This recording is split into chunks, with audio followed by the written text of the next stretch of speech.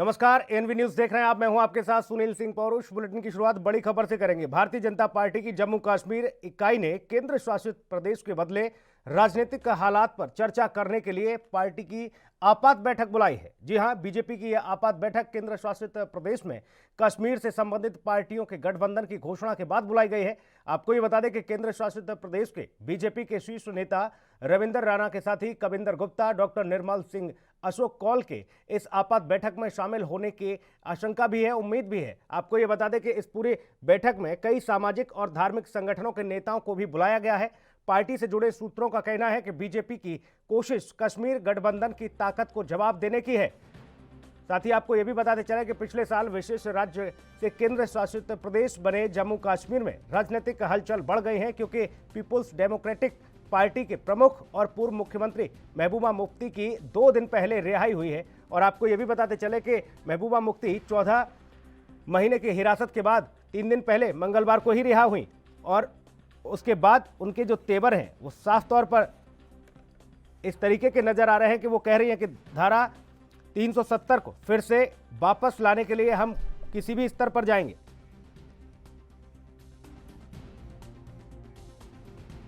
रविंद्र श्रीवास्तव हमारे सहयोगी ज्यादा जानकारी के साथ फोन लाइन पर मौजूद हैं जम्मू से। रविंद्र, बीजेपी की अब बैठक होने जा रही है, आपात बैठक। क्या इस बैठक का एजेंडा, क्या ये माना जाए कि बीजेपी ने अब देर से चेताया इस पूरे मामले में, क्योंकि महबूबा मुफ्ती और ये तमाम जो अब्दुल्ला परिवार जब बाहर आया रिहाई के बाद तो ये लोग एक होते हुए नजर आए? जी बिल्कुल, देखिए कहीं ना कहीं बीजेपी की जो आपात बैठक होने जा रही है, कल जो गुपकार डिक्लेरेशन जो है उसको लेकर जब कश्मीरी नेता सब इकट्ठे हुए हैं, जो कभी धुर विरोधी हुआ करते थे वो भी सब इकट्ठे हुए, तो उसके बाद बीजेपी को लगा कि कहीं ना कहीं उनकी जमीन जो है वो खिसक रही है। इसी के चलते आज एक आपात बैठक जो है बीजेपी जो जम्मू बीजेपी इकाई जो है वो आज यहाँ पर एक आपात बैठक जो है जिसमें प्रदेश अध्यक्ष रविंद्र राणा, डॉक्टर निर्मल सिंह और कविंदर गुप्ता जो पूर्व मुख्यमंत्री रहे हैं, और साथ में अशोक कौल जो महासंगठन मंत्री हैं, उसके साथ साथ कई धार्मिक नेता जो हैं उनको भी आमंत्रित किया गया है इस बैठक में। और बैठक का मुख्य मुद्दा यही रहेगा कि जिस तरह से धारा 370 को फिर से बहाल करवाने के लिए कश्मीर केंद्रित पार्टियां इकट्ठी हुई हैं, उसको लेकर किस प्रकार से रणनीति जो है वो बनाई जाए ताकि उनको उसका जवाब जो है वो मिल सके। क्योंकि जम्मू के अंदर हमेशा से ही अगर बात करें खास करके जम्मू संभाग की, तो कश्मीरी नेताओं को लेकर ये भेदभाव का आरोप लगता रहा है कश्मीरी नेताओं पर। तो उसको लेकर कहीं ना कहीं ये अब जो बैठक होने जा रही है उसमें ये एजेंडा भी रहेगा कि किस प्रकार उनको उसकी जो तोड़ है उसका निकाला जाए, किस प्रकार रणनीति बनाई जाए ताकि कश्मीरी नेता जो इकट्ठे हुए हैं उनको लेकर एक जो स्थिति बन रही है उसको किस प्रकार से क्लियर किया जाए। क्योंकि मैं आपको बताऊं कि धारा 370 हटने के बाद करीब 1.5 लाख परिवार जो थे, जो रेफ्यूजी परिवार। रविंद्र, रोकूंगा आपको। कविंद्र गुप्ता, पूर्व उप मुख्यमंत्री जम्मू, हमारे साथ मौजूद हैं फोन लाइन पर। गुप्ता जी, बहुत स्वागत आपका। धन्यवाद जी। गुप्ता जी, एक आपात बैठक बुलाई गई है आपकी ओर से, क्या इस बैठक का मकसद?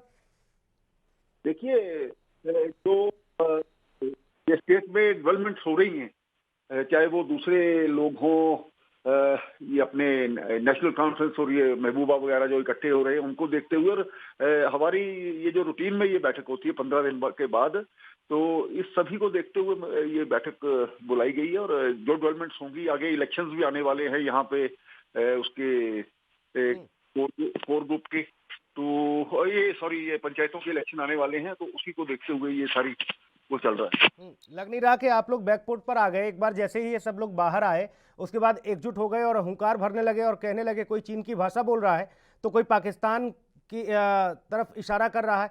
ये लोगों की फितरत ही ये रही है हमेशा से। देखिए, कोई भी एंटी नेशनल एक्टिविटी को बर्दाश्त नहीं किया जाएगा। डेमोक्रेसी में सभी को हक है कि अपनी बात कहें, लेकिन ये दोबारा मिलिटेंसी को लाने की कोशिश करेंगे या उस प्रकार की, तो उसको तो बिल्कुल बर्दाश्त नहीं किया जाएगा। बाकी ये अपने सर्वाइवल की लड़ाई लड़ रहे हैं। इनके पास आधार खत्म हो गया है इनका कश्मीर में। अब आज के कश्मीर वाले इनको मुंह नहीं लगाते हैं, सारे चक्कर में ये, क्योंकि आपने देखा होगा महबूबा की पार्टी के आधे से ज्यादा मंत्री तो उनको छोड़ करके चले गए हैं, नेशनल कॉन्फ्रेंस के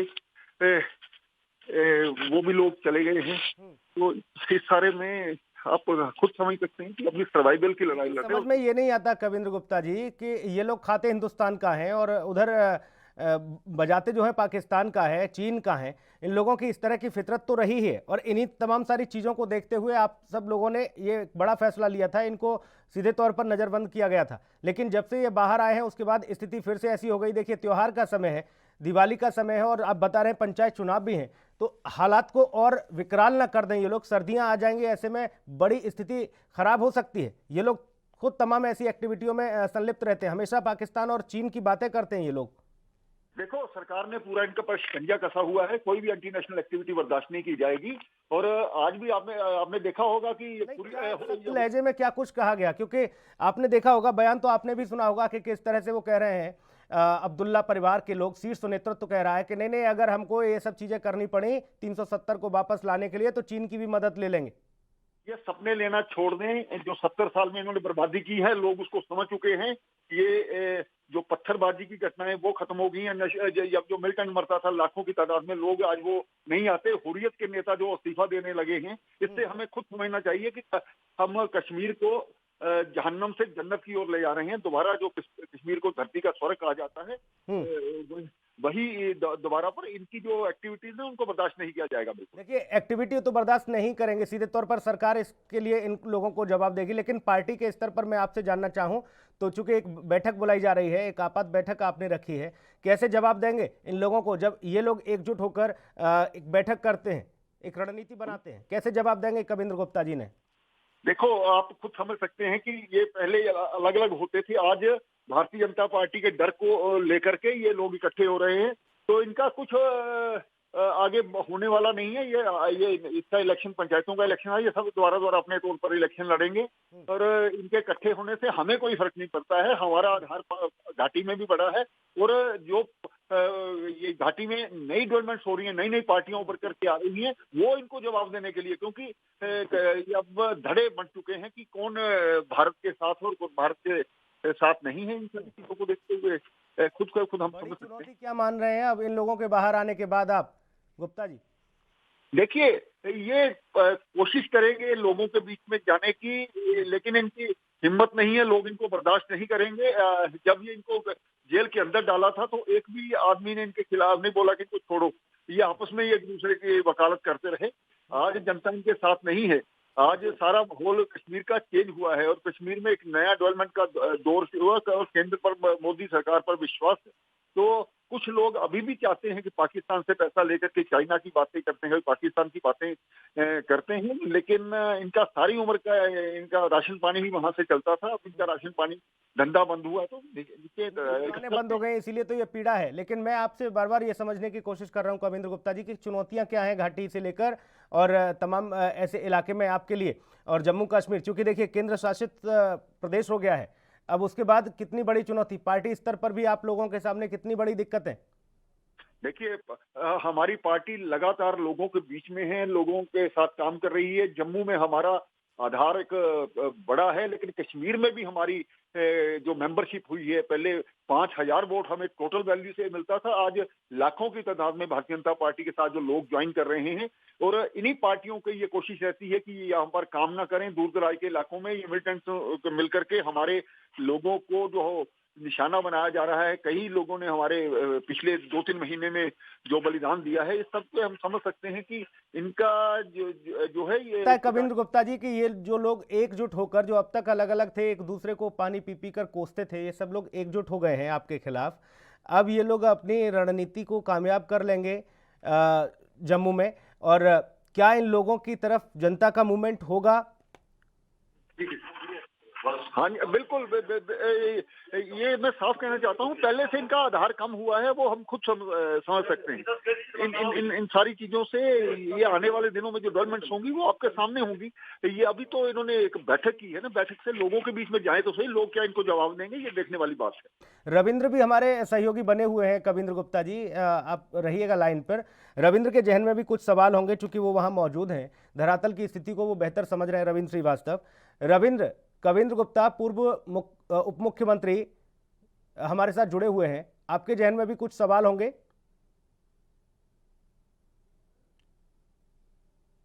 रविंद्र, आवाज मिल रही है आपको?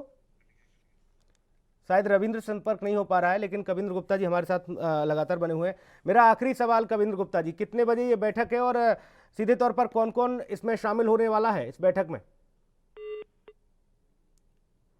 कविंद्र गुप्ता जी, चलिए, संपर्क शायद तकनीकी कमी के चलते उनसे डिस्कनेक्ट हो चुका है, लेकिन हमारे साथ जुड़े आप, बहुत धन्यवाद कविंद्र गुप्ता जी।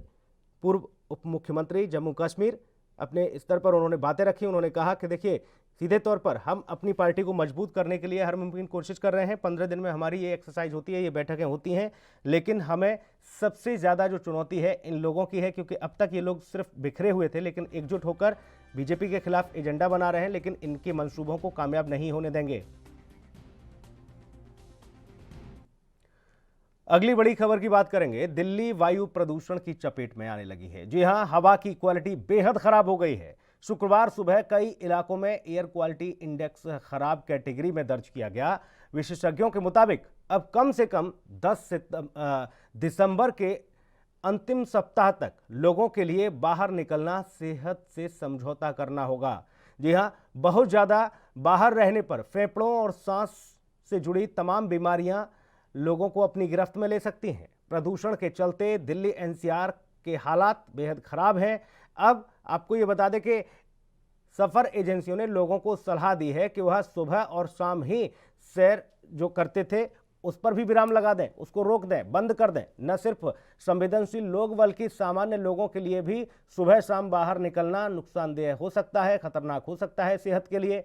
दोपहर के समय धूप आने पर थोड़ी देर के लिए खिड़कियां जरूर खोलें और दिन के किसी भी समय अधिक देर तक बाहर रहने से बचें। अगर बाहर जाना जरूरी है तो NH95 या फिर P100 मास्क का इस्तेमाल करें, जो कि कोरोना से भी बचाएगा और इस प्रदूषण से भी। हालांकि आपको बता दें कि इस प्रदूषण से बचाने में ये मास्क कारगर साबित हो रहे हैं। दूसरी तरफ कोविड महामारी का भी दौर चल रहा है, उससे भी आपको बचना है, और दूसरी तरफ दिल्ली के इस प्रदूषण से भी बचना है।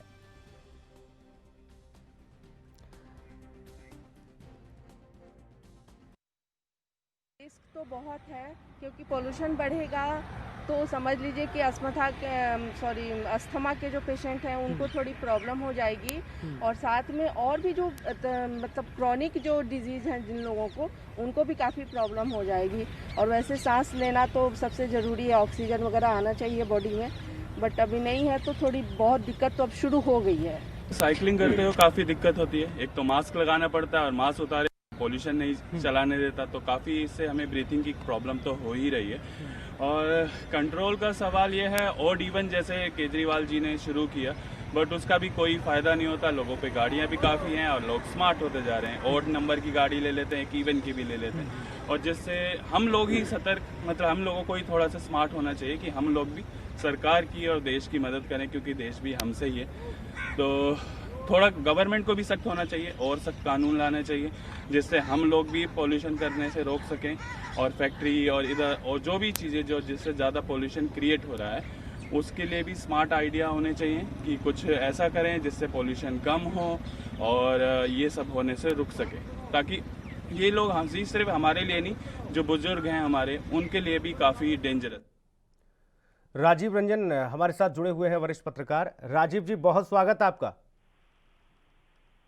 धन्यवाद। राजीव जी, दिल्ली में सांस लेना मुश्किल हो रहा है। वायु प्रदूषण को आप भी देख रहे होंगे, क्योंकि आप खुद वहां पर मौजूद हैं। ऐसे में क्या कुछ समाधान ढूंढा जा रहा है सरकार की ओर से, और कैसे बचाया जाएगा दिल्ली के जनमानस को? एक तरफ कोरोना महामारी का दौर और दूसरी तरफ अब तो खुले में भी सांस लेने में तकलीफ। अब देखिए, मैं आपको यहाँ बताना चाहूंगा कि कुछ साल पहले सुप्रीम कोर्ट का एक बहुत ही महत्वपूर्ण और झकझोरने वाला ऑब्जर्वेशन आया था कि दिल्ली जो चैम्बर किया। जब यह ऑब्जर्वेशन आया था तो हम उम्मीद कर रहे थे कि सरकार बहुत ही प्रोएक्टिवली इस दिशा में काम करेगी, लेकिन वैसा कुछ काम नहीं हो रहा है। हम एक दूसरे पे आरोप लगा रहे हैं। दूसरा शैलेंद्र जी यह होता है कि जो छोटी चीजें जो हम नहीं कर पाते हैं, हमारे पास मान लीजिए आईक्यू नहीं है, हम उतना आउट ऑफ बॉक्स सोच नहीं सकते हैं, तो हम दूसरे मुल्कों से सोचते हैं कि दिल्ली ऐसा ही कोई प्रदूषित शहर को लोगों को कैसे उन लोगों उस देश की सरकार ने आराम पहुंचाया है। जैसे कि आप उदाहरण ले लें, बीजिंग का ले लें, तो बीजिंग में उन्होंने बहुत बड़ा एयर प्यूरिफायर लगा रखा है। कई ऐसे शहर हैं जहाँ की वेहिकुलर पोल्यूशन ज्यादा है, पोल्यूशन से वो टकरा रहे हैं, सामना कर रहे हैं, लेकिन वहाँ की सरकार ने उस दिशा में गंभीरता से काम करके उसका रास्ता निकाला। अपने यहाँ प्रॉब्लम क्या है कि सीजनल प्रॉब्लम है। जब आपके यहाँ जैसे हमारे यहाँ स्टेबल बर्निंग होगा, पॉल्यूशन थोड़ा एक्यूट हो जाएगा, हम आप चर्चा करेंगे, चिंता करेंगे, चिंतन करेंगे। उसके बाद जैसे ये प्रॉब्लम खत्म हुआ नेचुरल वे में, क्योंकि हर एक प्रॉब्लम का फेज होता है, फिर हम शांत हो जाते हैं, फिर किसी और चले जाते हैं।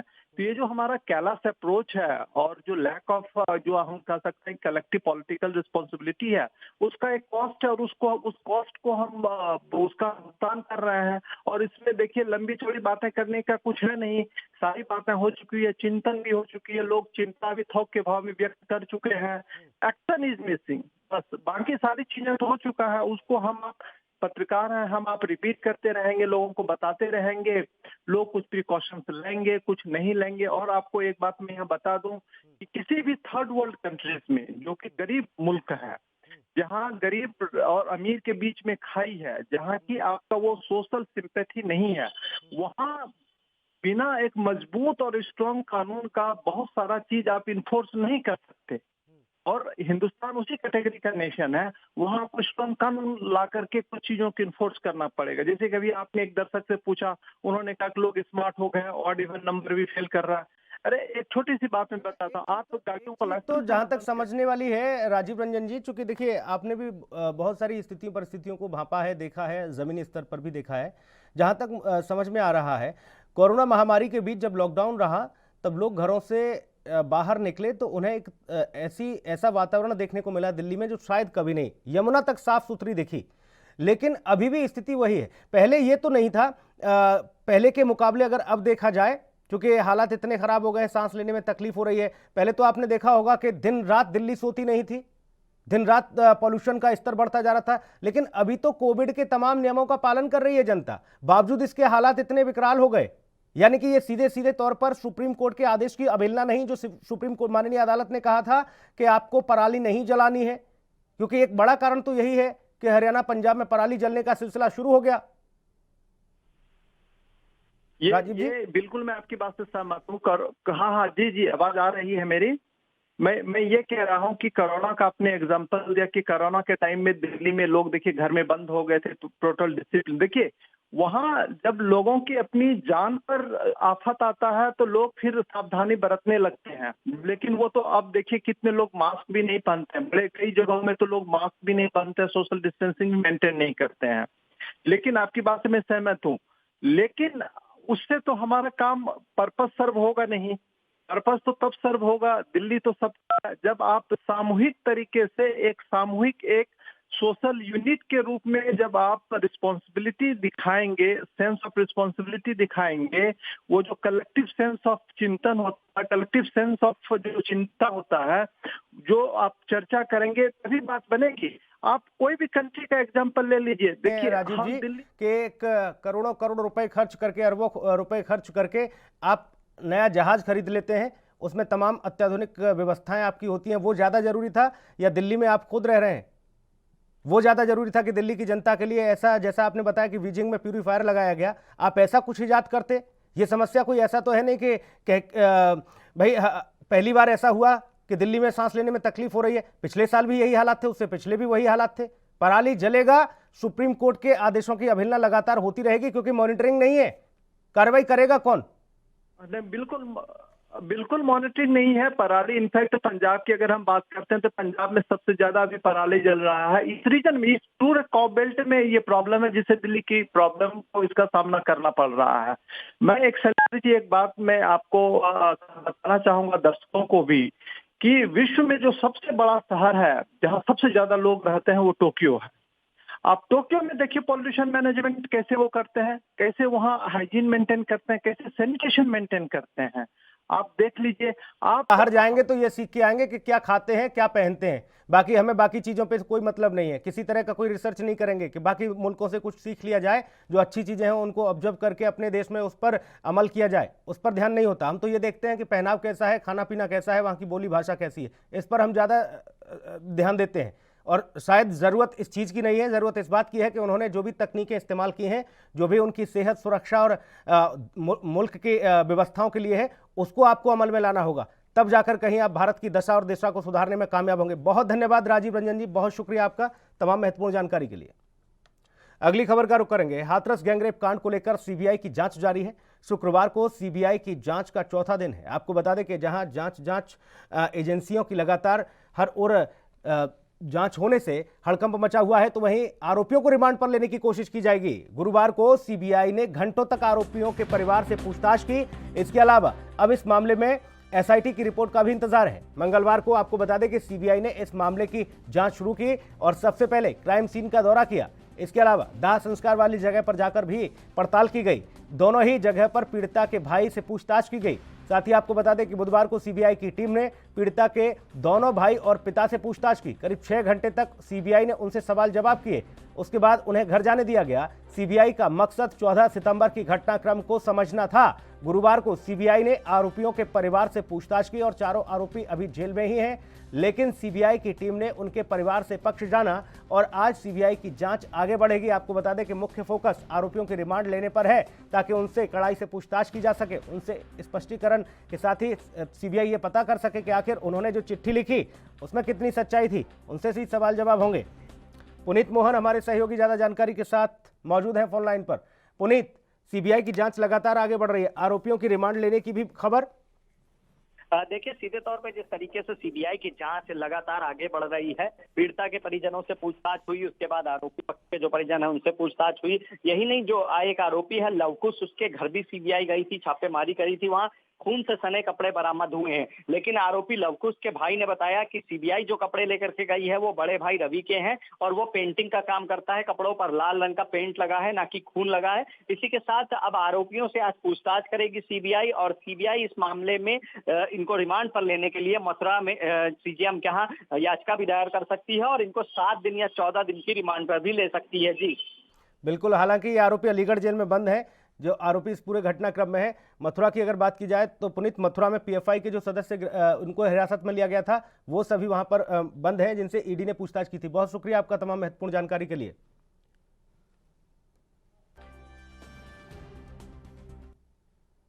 इस बुलेटिन में इतना ही। नमस्कार। देश दुनिया की खबरों के लिए एएनबी न्यूज को सब्सक्राइब करें और बेल आइकन दबाएं।